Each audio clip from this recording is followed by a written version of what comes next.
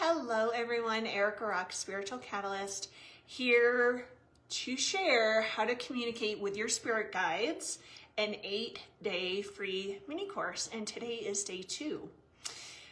So today's lesson in connecting with your spirit guides is quiet time. Quiet time. I have found that spirit mostly communicates to us and with us via whispers. A very soft, gentle, loving, wise voice.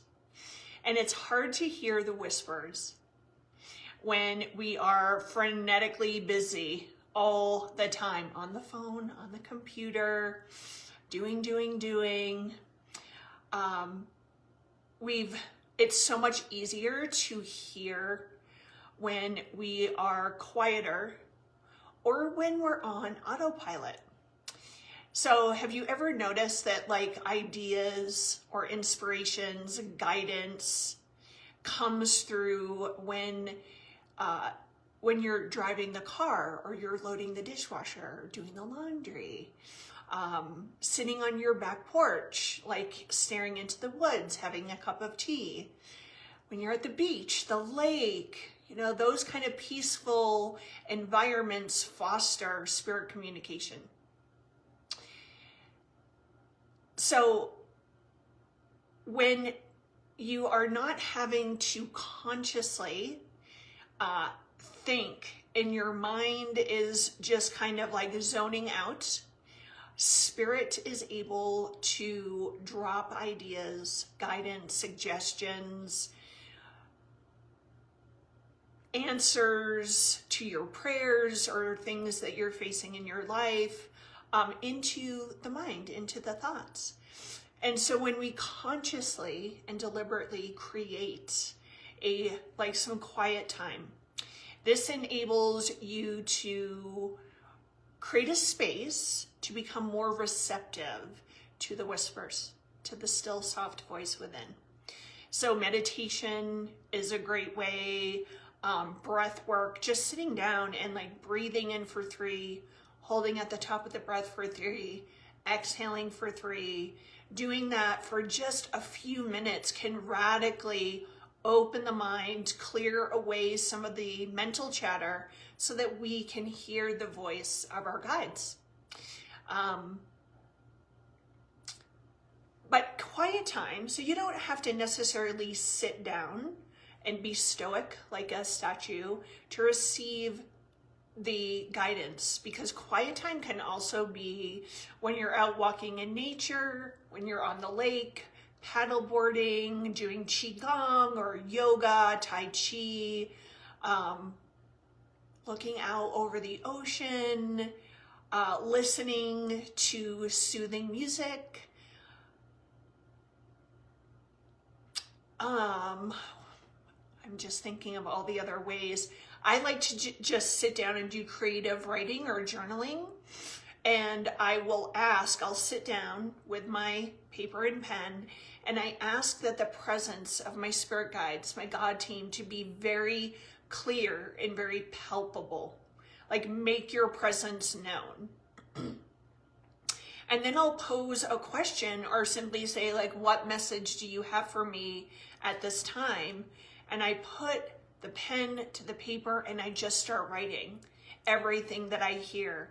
I have received extraordinary guidance via this very simple method, but we do need to quiet, create an environment that's a little more quiet, still ourselves a bit so that we can hear our guides.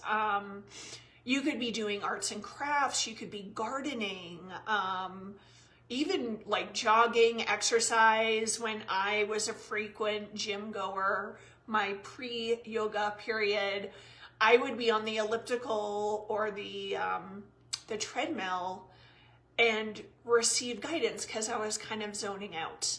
And so the voice of the infinite could come, I could hear it.